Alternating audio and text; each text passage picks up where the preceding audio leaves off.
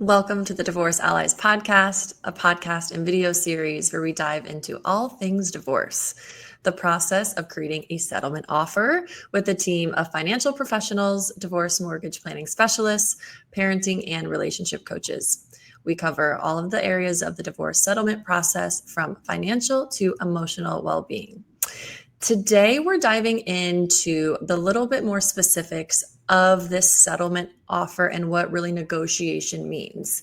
We get so many questions all the time, and Melissa consistently has clients coming to her that are not they're not represented right now. They don't have attorneys and they don't necessarily even have a divorce team present. So we wanted to break down just some of these key negotiation areas and pick Melissa's brain because she's the expert. She knows that divorce is a step-by-step process, and we just need to get into it. So, Melissa, thank you for joining us. Can you just break down at a broad spectrum, what is negotiation and divorce and why is it so important? I think that one of the things that we're seeing a lot of is that people that are frustrated with their situation. And so they could have been in divorce for 6 months, 12 months. They could have hired attorneys and team members, and they could have spent 10, 20, 30, $50,000. And they are at a point where they don't have anything left. Not only do they not have any money left, but they don't have really any steam left. Like they don't have any passion about this process or interest of even working in the process because they're so frustrated. Right. And so I think that just in general, they're kind of coming to us saying, okay, how do we solve this? How is it done? How do we finish it? Like I don't have any money left. And we haven't done anything in the process. Right. Because it's a task that needs to get done. You can't just let it hang there. Yeah. There needs to be an end date. Yeah. So, I mean, one of the things like this, and this is Wednesday, so this past week, and we had a holiday. So it's been like one day of just craziness, is one of the things that I was saying over and over again yesterday is that negotiations are like a chess game and they're one move at a time. And so like, just like we understand what a compound sentence is, we in negotiation, we're making one move at a time. Like yesterday, the one move was to put forth a document request list, right?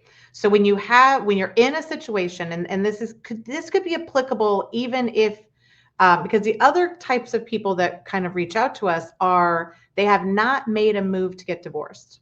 Okay. And so their spouse, they just know that their spouse is not willing to even discuss it or to work together. Right. And that's usually an incorrect assumption. That just means that there's no benefit for them to work with you because they believe in their head they have a foolproof case. Now, they could be told that by friends, family members, whatever, right? Sometimes these toxic or narcissistic type of people are just making it up. They're just making it up in their head, and then they're telling you this. And you're believing, and they said, oh, I talked to an attorney, and he told me that I'm going to get all of this and it's going to be separate and all of these things. And what we have is that the spouse, the person who's maybe not controlling the money, just listens to it. And they're like, oh, well, I'm not going to get anything because they've talked to an attorney. The odds are they did not talk to an attorney. They did not do anything, but something will happen because a lot of people have been like waiting to get divorced for months and years. Something happens where it shifts the leverage. It shifts the timing. And in negotiation, we believe that it's all timing and leverage. Okay. And we'll talk more about this as we go along. But negotiations at its core are just one move at a time. So we talk about a chess game. And if you're not familiar with the chess game, whatever game you want to play, dominoes, you want to play checkers, you want to play any sort of game, you want to play a card game, it is one action, one move at a time, and then you wait for the other person to make the move, right? And the whole time you're thinking, okay, If they go left, I have these other couple moves to make. And if they go right, I have these other couple moves to make. So at all times, negotiation is a very active engagement in a process that Right. even if, and so most of the time I'm just telling people like, okay, well, if you put over that document request Mm-hmm. and they give you the documents, then you're going to move towards a settlement offer, right? You don't Mm-hmm. need to move towards mediation. If they don't give you the documents, you're going to move towards subpoenas. So you can clearly see that depending upon their reaction to the one move, we just asked for documents, their reaction to that move is going to make it so that we are going to then choose a different second move based on what their actions were. And Mm-hmm. so if we don't kind of start to break down negotiations at this very granular level, it means that yes, you can have a roadmap. Like, yes, I will tell everybody, like, okay, well, if they give you the documents, you go da da da da. If you then get the subpoena, then you go further. If you get the documents and you have an offer, each of them then is just surrounding back to making an offer, whether they make an offer or you make an offer. Yeah. If the person has all the documents and all the knowledge and they're not making an offer, then that is a power move that they're making to force you to make an offer, hoping that your offer is worse than that what they would have offered you, having full knowledge of the situation, knowing where the hidden money is, knowing how much they've spent on their girlfriend. Like they know all of these things. And you're sitting back and saying, well, tell me the offer. And they're making a power move that's like, no, I don't want to. So now you have to go back and say, what are the negotiations and what are the one moves at a time? And I love that analogy of whether it's chess, checkers, Monopoly, whatever game it is, because anytime you enter a game, of course, the goal is to win. Of course, the goal is to, steal the queen. I don't play chess. I don't know. But you can't if you look at all the moves, the board at all once, that's so overwhelming. That is such a, oh my gosh, I don't even know where to start because now I just want to win. But like, no, all it is, if you even detach that emotion of this is my divorce, simply just a strategic game. All you're Okay, doing is but move my. that is brilliant. So in chess, there are not unlimited numbers of moves. And so this is where it gets interesting because a divorce, there's not an unlimited number of moves. Everybody thinks that, right? That is not. You're in a closed, contained system. So yes, if you go out and buy a car, there's unlimited number of cars that you could go buy and negotiate. Where you go, who you buy it from, all of these things are factors. In a divorce or in chess, there are a limited number of options and unlimited number of moves. So you're working within a system that you need to figure out the pathway. So in chess, everybody figures out how many moves can you get until, and you're not going to ever trade the queen. And the queen is sort of arbitrary in this. The queen is the most powerful piece on the chessboard, but everything is protecting the king. And so once the king is cornered, the game is over. But if you think about it, each time, like let's say Monopoly, right? You're gaining things in the process. So even if you don't win or what is typically a win at the end, you've managed to make moves that should kind of shift the whole game. And Right. so in a divorce, if you don't have all the possible moves, you can see here's going to be my best case scenario. If they do these things, if their response is something that I can predict, then I make these moves. And at the end, I should prevail. Or realistically, we're not trying to win in divorce. We're trying to reach an agreement that is at least satisfactory to both sides, right? Because is somebody really going to agree to your position if they don't have to? If Yeah. it hurts them? No. But if you have leverage and timing, you may get it into a situation where they're going to choose this deal that's better for you because something outside of the situation is motivating them. Yeah. But at all times, there's not an unlimited number of moves. So you're trying to work within that framework. And that is also the divorce framework as well. Mm-hmm. And so we're talking about deals and we're talking about settlement offers and all of these terms that we're kind of throwing around. But when it really comes down to it, Melissa, you've tagged a phrase called anchor the deal. And this is very important when it comes to making those deals, when it comes to getting those settlement offers. Can you just explain a little bit more to our audience what it means to truly anchor the deal in this specific context? Yeah, I think it's a great question. And I think that we've actually created a book around this entire philosophy because I think it puts the power back into the negotiator. So you don't have to be a master negotiator to understand some of these concepts, but anchoring the deal means that you're making the first offer or you are resetting the table for the offer. So let's go with the simplest first one. You're sitting in the situation that we just discussed. Your spouse has all the knowledge, all the capability to make an offer, but they're not, because if they made an offer on the real dollars, on the real numbers, which they think they know and they may know, and they don't want to give you that much, right? That's not an offer that they actually like. The reality, the best offer that just makes sense is the truth of what the values are. You put them all together, you separate them up, and you each get something that's even. They've already done that math and they're like, no, why don't you make an offer? And I hope it's worse than my offer, right?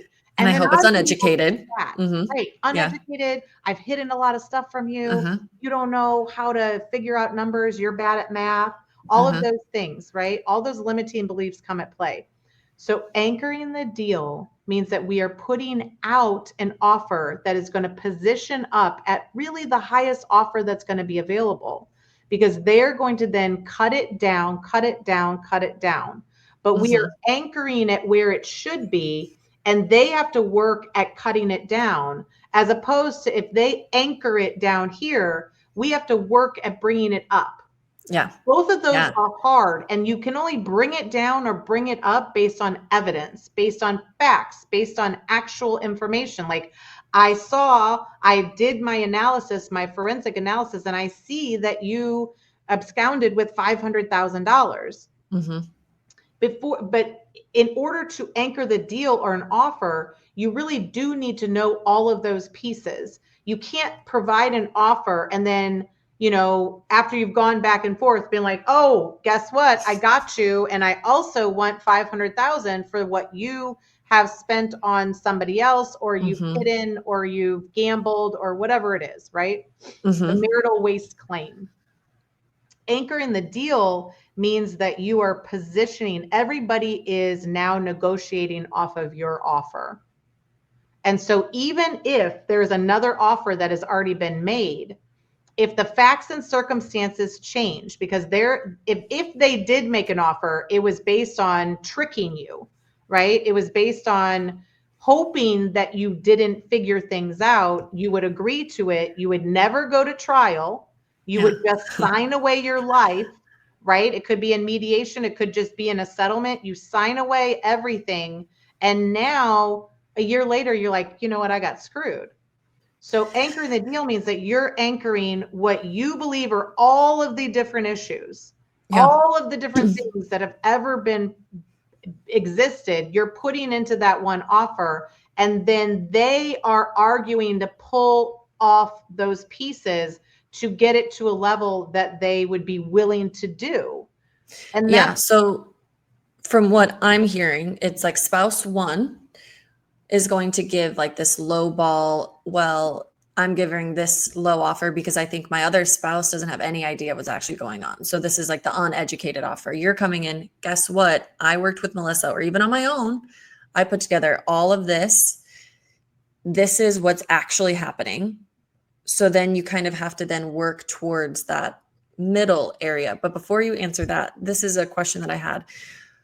in order for someone to anchor that deal, you're like the true deal that they really think that they deserve, do they need all of the evidence on paper with documentation, or is it something, because we have a lot of clients, they're like, we know that there's money offshores, but we don't have those bank statements yet. Do you suggest that they do it just off of a thought or true concrete evidence? I think you have to have a trail. You have to have an understanding that something was there. So in forensics, it either was there and now it's missing. So you know that it was there at some point. So what you would do is go back to when it was existing. So Okay. in 2022, I know we had $1.5 million in the bank. Here's a statement that says it. I now have a bank statement that you provided that says we have 25,000.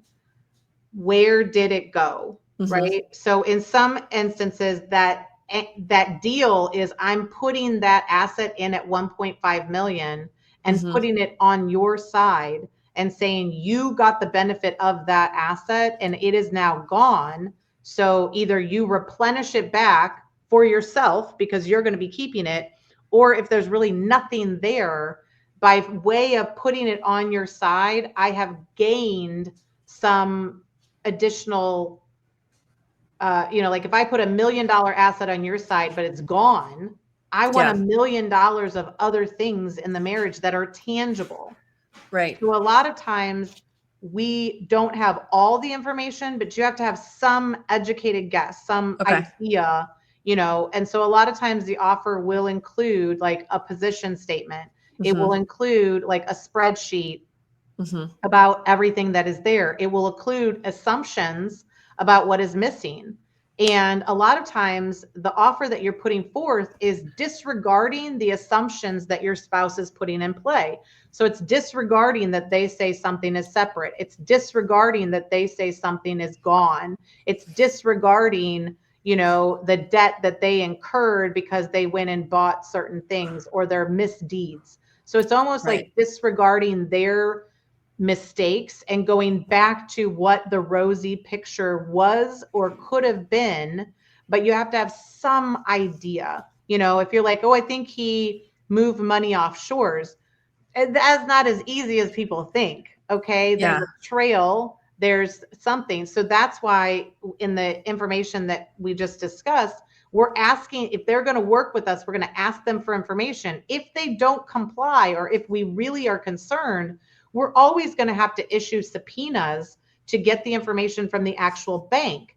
A lot of states will require that if you're going to issue the subpoena, that you give notice to the other side and that you're going to issue those subpoenas. And so the first move is requesting the documents from them. If they don't give you the documents, then issuing the subpoena to go get the documents and then analyzing those documents. Again, they know what you might find. They have done those bad deeds. And so somebody who has not done any bad deeds would willingly give you those documents because they're like, you're not going to find anything. And so when they're not doing that and they're not making an offer, it means that the offer they could make, it would be an offer that they don't want to take. So they'll take their chances on you offering something worse. And just like you're saying, it seems so easy, the document request list, but that is such a big piece of negotiation. And you just explained it perfectly for me to even understand of like, well, yeah, obviously, if they're not being responsive, that means something's up. And then to kind of move on from that is you tell your clients to create these position statements. And you just mentioned it before. A position statement, I'm not even going to try to explain it here because I'm going to let you do it. But this is something that we toss around all the time in the Divorce Allies. And it is so essential because it's essentially creating that story. Like, we need to have the full picture to understand what the marriage was like, what the divorce was like. So please, what is a position statement and how do you prepare for that? Yeah, a position statement is almost the beginning of an offer. And so whether you're working with Victoria, who's like a narcissistic coach, she's going to tell you to just get that story out, right? It's literally like I don't know where you want to start. Do you want to start the day you were born? Do you want to start the day that you met your spouse? Do you want to start, wherever you start, typically it's sort of like that day that it started, like we got married on such and such date. Mm-hmm. The date of a marriage is a very important date, not only for the calculation of maintenance and alimony and child support, but also it gives a perspective of, have you been married for 20 years or have you been married for 1 year? The court will look at those things different. But at the beginning, it's just like, here's the timeline, here's the roadmap, here's our personal story that could be 30, 50 pages long. Like at the beginning, we just want you to barf out that information and get it all out so that you get those stories. Like, here's the time, like what is in the timeline? Here's when we got married. Here's when we had kids. Here's when they got their PhD. Here's when they became a doctor. Here's when we decided that I would stay home with the kids. Here's their ages now. Here's their names. We own a house. We have a summer home, like what lifestyle, like all of these things. It's like the history, the roadmap. And then eventually it's going to be kind of the summary life story, so that if you hire a new attorney, right, or you haven't even hired anybody yet and you're interviewing attorneys, you're interviewing experts, that you actually go in with this position statement, which is, here's all the things that you would need to know about the past, this relationship, in order to tell me what your strategy is for going forward. And so either you spend a half an hour telling them all of these things, and you spend this half an hour every single time you meet somebody, or you create this huge position statement that could be like 30 to 50 pages long of all the history, all the bad deeds that they did, all the good deeds. And you take that and you put it into ChatGPT and it will summarize it. It will take out the emotion. And now you have kind of a more concise, I would like it to be 1 page, but everybody has a huge difficulty with this. Maybe with font size 5. Yeah, 1 to 5 pages.